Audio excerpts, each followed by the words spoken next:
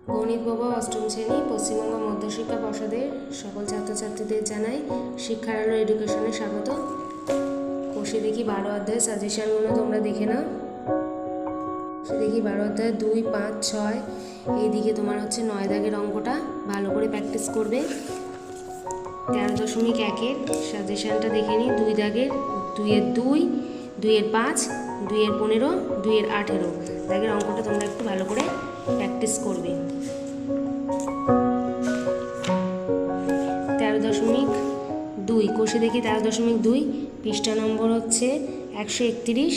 131-এর 1 দাগেরটা উৎপাদকে বিশ্লেষণ করো। 1-এর 5 প্র্যাকটিস করবে। 1-এর 6, 1-এর 5, 1-এর 6, 1-এর 12, 1-এর 13, 1-এর 14 দাগের অঙ্কগুলো তোমরা ভালো করে প্র্যাকটিস করবে। 2-এরটা কী বলছে, নিচের বীজগণিত সংখ্যা মালাগুলি দুটি বর্গের অন্তরূপে প্রকাশ করে উৎপাদকে বিশ্লেষণ করি।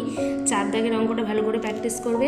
3 দাগের উৎপাদকে বিশ্লেষণ করো। 3-এর 2, 3-এর 3, 3-এর 6 এগুলো তোমরা একটু ভালো করে প্র্যাকটিস করবে। এরপরে কষে দেখি কি আছে আমাদের 14 পৃষ্ঠা নম্বর হচ্ছে 136।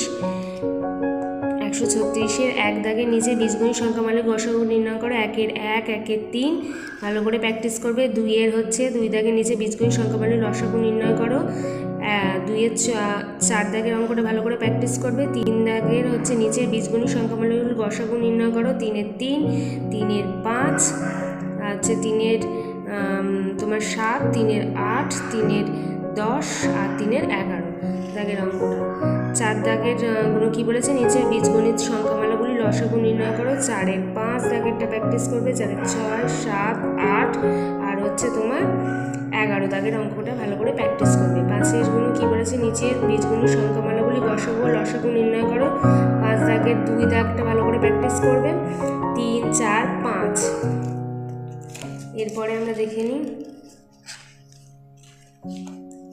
15।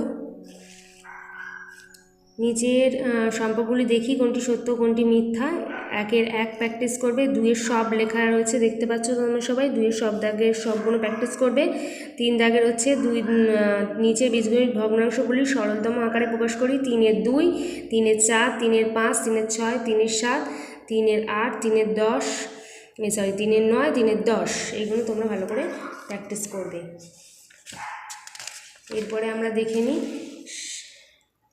পৃষ্ঠা নম্বর 145 দেখতে পাচ্ছ। পৃষ্ঠা নম্বর 145। 145-এর 7 দাগেরটা ভালো করে প্র্যাকটিস করবে। পৃষ্ঠা নম্বর 147-এর 8 দাগের 8 দাগের